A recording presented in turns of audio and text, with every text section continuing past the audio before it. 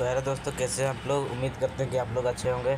तो आज हम लोग बिहार मैट्रिक परीक्षा 2025 साइंस यानी कि विज्ञान का न्यू सिलेबस की जानकारी को देखने वाले हैं।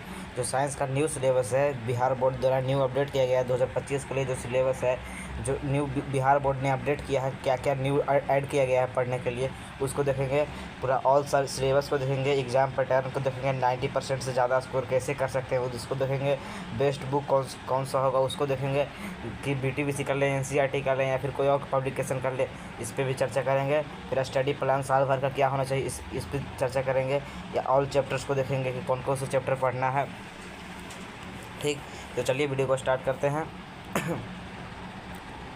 देखिए, क्लास 10th का साइंस यानी कि विज्ञान का जो ऑल सिलेबस है, उसकी जानकारी में सबसे पहले हम बात करेंगे फिजिक्स यानी भौतिकी का। फिजिक्स जो इस प्रकार का कुछ होता है। फिजिक्स हम कहें तो फिजिक्स यानी कि फिजिक्स जो है, आप भारतीय भवन का ले लीजिएगा। NCERT का आपको मिलेगा, वो साइंस में ही रहेगा तीनों। NCERT का आप जब सेट खरीदेंगे तो उसमें साइंस में ही तीनों रहेगा, लेकिन उसमें थोड़ा हार्ड लैंग्वेज रहता है। अगर आप भारतीय भवन का अलग से खरीदेंगे तो इसमें बढ़िया से डिफाइन किया रहता है। कुछ इस प्रकार का बुक होगा, आप लोग मार्केट में जाके इसे खरीद सकते हैं। कहिएगा कि भारतीय भवन का फिजिक्स का बुक दे दीजिए क्लास 10th का, तो मिल जाएगा। ठीक, इसको चैप्टर्स को हम लोग देखेंगे। तो देखिए, इसका चैप्टर भौतिकी का देखेंगे तो इसमें टोटल 6 चैप्टर्स है। जिसमें पहला चैप्टर है प्रकाश का परावर्तन। इसमें हम लोग पढ़ेंगे लाइट के बारे में, कि प्रकाश का परावर्तन कैसे होता है। ठीक, दूसरा चैप्टर है जो प्रकाश का अपवर्तन है। इसमें हम लोग लेंस के बारे में पढ़ेंगे, चश्मा में जो लेंस लगा रहता है उसके बारे में पढ़ेंगे कि लेंस क्या होता है। इस पर चैप्टर 1 में पढ़ेंगे दर्पण क्या होता है, दर्पण में प्रतिबिंब कैसे बनता है। और चैप्टर 3 है मानव नेत्र एवं रंग बिरंगा संसार। इसमें हम लोग पढ़ेंगे आँख कैसे काम करता है, आँख में क्या क्या होता है। और चैप्टर 4 है विद्युत धारा इलेक्ट्रिसिटी। जिसमें हम लोग पढ़ेंगे इलेक्ट्रिसिटी कैसे उत्पन्न होता है, इलेक्ट्रिसिटी की खोज किसने की, विद्युत धारा उत्पन्न करने की युक्ति क्या होती है। ठीक, कैसे वो विद्युत धारा घर पर उत्पन्न कर सकते हैं। और चैप्टर 5 में पढ़ेंगे विद्युत धारा का चुंबकीय प्रभाव। इसमें हम लोग चुंबक के बारे में पढ़ेंगे, मोटर के बारे में पढ़ेंगे और जनरेटर के बारे में पढ़ेंगे। ठीक, और चैप्टर 6 है लास्ट, ऊर्जा का स्रोत। इसमें हम लोग पढ़ेंगे कि ऊर्जा का एनर्जी का कौन कौन सा सोर्स है, कहाँ से हमें ऊर्जा प्राप्त हो सकता है। ठीक, यही टोटल 6 चैप्टर है फिजिक्स में। और अगला है केमिस्ट्री का भारतीय भवन का कुछ इस प्रकार का बुक होगा, रसायन शास्त्र पार्ट 2। इसको आप ले लीजिएगा, जाके कोई भी स्टेशनरी की दुकान पे जाके कहिएगा कि भारतीय भवन का क्लास 10th का रसायन शास्त्र यानी केमिस्ट्री दे दीजिए, दे देगा। ठीक, तो इसके सिलेबस को देखिए। इसमें टोटल 6 चैप्टर पढ़ना है। केमिस्ट्री में टोटल 6 चैप्टर पढ़ना है, जिसमें पहला है रासायनिक अभिक्रिया एवं समीकरण। इसमें हम रासायनिक अभिक्रिया के बारे में पढ़ना है, किस प्रकार की अभिक्रिया, उष्मा से उष्मा से द्वि विस्थापन अभिक्रिया, ये सब के बारे में पढ़ेंगे। और समीकरण को देखेंगे, किसी भी रासायनिक समीकरण जैसे लिखते हैं ना, पानी का H2O लिखते हैं, तो पानी का H2O क्यों लिखते हैं, CO2 कार्बन डाइऑक्साइड का ही क्यों लिखते हैं, CO2 को पानी क्यों नहीं लिख सकते हैं, इसी में पढ़ेंगे। ठीक, अम्ल भस्म एवं लवण। इसमें हम लोग पढ़ेंगे अम्ल क्या होता है, भस्म क्या होता है, लवण क्या होता है।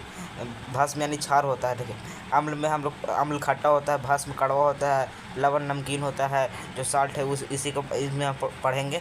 ये बहुत ही महत्वपूर्ण चैप्टर 2 है, बहुत ही महत्वपूर्ण, इसमें से सबसे ज़्यादा सवाल पूछा जाता है। फिर चैप्टर 3 में पढ़ेंगे धातु एवं महाधातु। इसमें हम लोग पढ़ेंगे कि धातु की पहचान कैसे की जा सकती है, धातु की पहचान कैसे करें, धातु और धातु में क्या अंतर है। फिर चैप्टर 4 है कार्बन एवं इसके यौगिक, जिसमें हम लोग कार्बन के बारे में पढ़ेंगे, क्योंकि पूरा संसार सबसे ज़्यादा कार्बन से चीज़ बना है, असंख्य चीज़ें कार्बन के बने हुए। ठीक, इसमें हम लोग पढ़ेंगे कार्बन के बारे में। फिर चैप्टर 5 है तत्वों का आवर्ती वर्गीकरण, जिसमें हम लोग मेन रूप से पीरियोडिक टेबल के बारे में पढ़ेंगे कि पीरियोडिक टेबल का इतिहास क्या रहा है, कैसे कैसे पीरियोडिक टेबल बना है।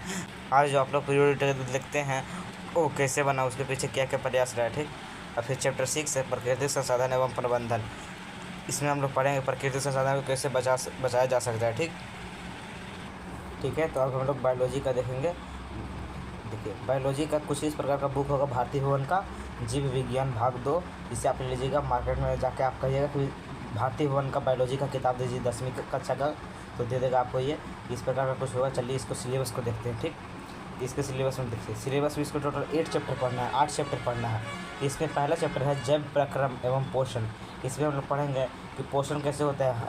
इसमें चैप्टर 1 में हम लोग पढ़ेंगे कि हमारे अंदर जो पोषक तत्व है कैसे हम लोग पोषण कैसे करते हैं। जैसे हम लोग खाना खाते हैं, फिर वो हमारे पेट में जाता है, आमाशय में जाता है, छोटी आंत में जाता है, बड़ी आंत में जाता है, उस किस प्रकार का पोषण होता है, इस चैप्टर 1 में पढ़ेंगे हम लोग अथी पाचन तंत्र के बारे में, ठीक, मेन रूप से पाचन तंत्र के बारे में। फिर चैप्टर 2 है श्वसन, जिसमें हम लोग पढ़ेंगे कि हम लोग सांस लेते हैं तो फेफड़ा में जाता है, फिर फेफड़ा से दिल में जाता है, दिल से पूरा शरीर में खून के जरिए कैसे पहुँचता है ऑक्सीजन, इसी के बारे में पढ़ेंगे, जो श्वसन तंत्र के बारे में पढ़ेंगे, ठीक।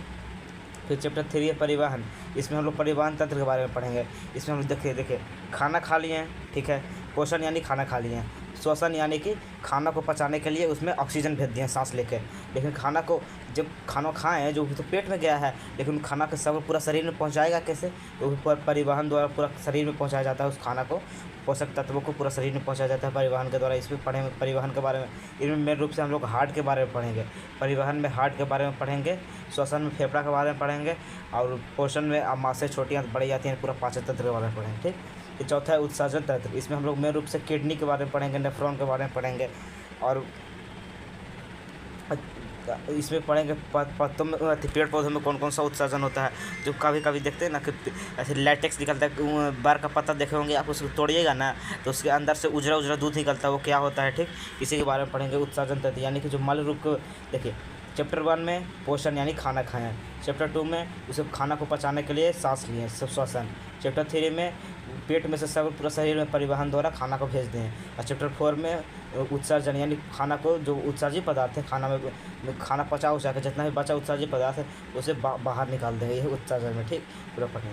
फिर चैप्टर 5 है नियंत्रण एवं समन्वय, जैसे हम बोल रहे हैं हाथ भी हिला लेते हैं, समन्वय कैसे, नियंत्रण, हमारा माइंड जो है दिमाग ऊपर शरीर को कैसे नियंत्रण करता है, कोई भी हमें काटता है, कोई मच्छर आके काट लिया तो कैसे पता चल जाता है कि मच्छर काट रहा है, इसी के बारे में पढ़ेंगे। नियंत्रण के बारे में, समन्वय के बारे में पढ़ेंगे कि जैसे मच्छर काटता है तुरंत वहाँ दिमाग ऑर्डर देता है कि मच्छर काट रहा है, जल्दी देखो अब मारो, वहाँ बड़ी हाथ को ऑर्डर देता है, तो आँख और हाथ में समन्वय होता है, जैसी आँख देखता है उसे मार देता है मच्छर के, इसी के बारे में पढ़ेंगे चैप्टर 5 में।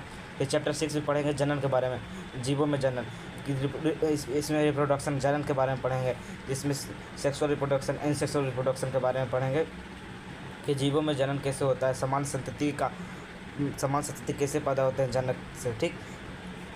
चैप्टर 7 है अनुवांशिकता एवं जैव विकास, इसमें हम लोग पढ़ेंगे कि जीवों का विकास कैसे हुआ, अनुवांशिकता क्या है, जिसमें डीएनए क्या है, जीन क्या है, इसी में पढ़ेंगे, ठीक।